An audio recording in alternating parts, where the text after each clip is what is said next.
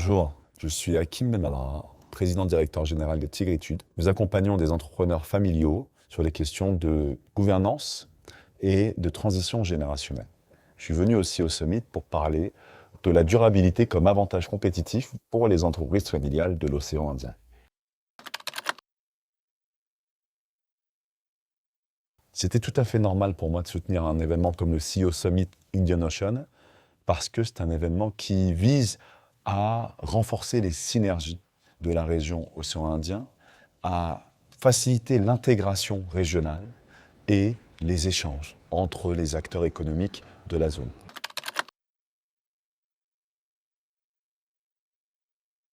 Comme je disais, Tigritude travaille beaucoup avec les entrepreneurs familiaux et un événement comme le CEO Summit est l'endroit idoine pour favoriser les connexions d'affaires entre ces entrepreneurs-là, de Maurice, Mayotte, Madagascar ou encore La Réunion.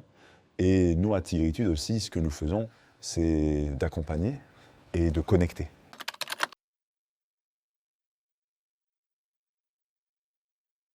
Pour être honnête, c'est un événement intense. Je n'ai pas eu la chance de tout écouter, mais pour parler du panel que j'ai modéré, ce que je peux vous dire, c'est que c'était un échange de qualité. Et surtout, ce qui m'a plu, c'est que nos intervenants avaient partagé des informations qu'on n'entend pas forcément partout. Et c'est aussi ça, ce genre d'événement. Quand on vient pour s'informer en tant que dirigeant. Et mieux s'informer, c'est mieux décider. Et c'est ce qu'on recherche quand on va à un événement comme le CEO Summit.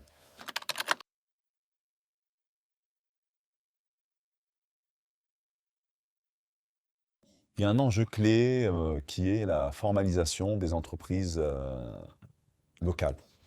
Là, on parle de petites et moyennes entreprises qui sont les acteurs clés de l'économie. Et quand on parle de formalisation, on parle d'abord de s'enregistrer auprès des autorités, de structurer le processus de prise de décision, et in extenso, une gouvernance plus claire, que ce soit la gouvernance d'entreprise ou le comité exécutif.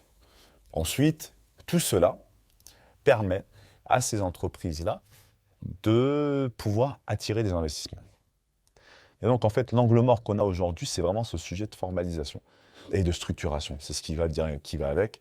Et c'est parce que les entreprises locales ne sont pas forcément structurées qu'elles ne peuvent pas grandir comme elles le devraient.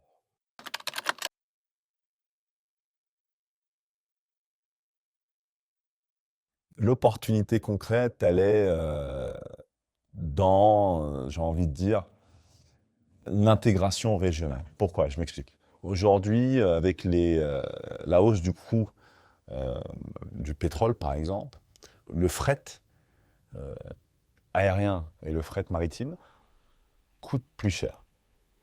Il faut aller vers des circuits courts, c'est-à-dire vendre ses produits dans sa propre région.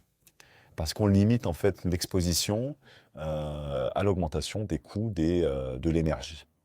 Et ça, pour moi, c'est vraiment une chose qu'il faut faire, c'est augmenter ce taux de 3% d'intégration régionale à peut-être 30%, ce qui permettra à ces entreprises-là de l'océan Indien d'être beaucoup plus souveraines lorsqu'elles font du commerce.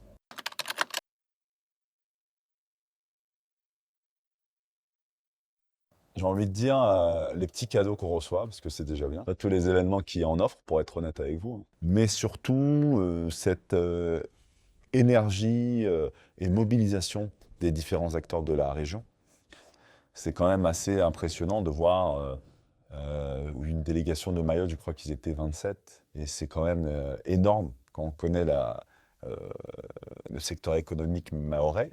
On a Mayotte, La Réunion, ça fait 2. On a Maurice, bon, il y a Madagascar évidemment.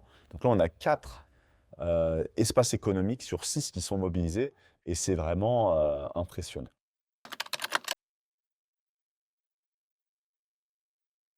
Une phrase que j'ai beaucoup entendue et qui représente un peu l'énergie que le forum veut transmettre, pas forcément mon expérience. C'est l'océan Indien, et en tout cas la partie de l'océan Indien où se trouve Madagascar et nos amis de Maurice, La Réunion, etc., est un nouveau centre du monde.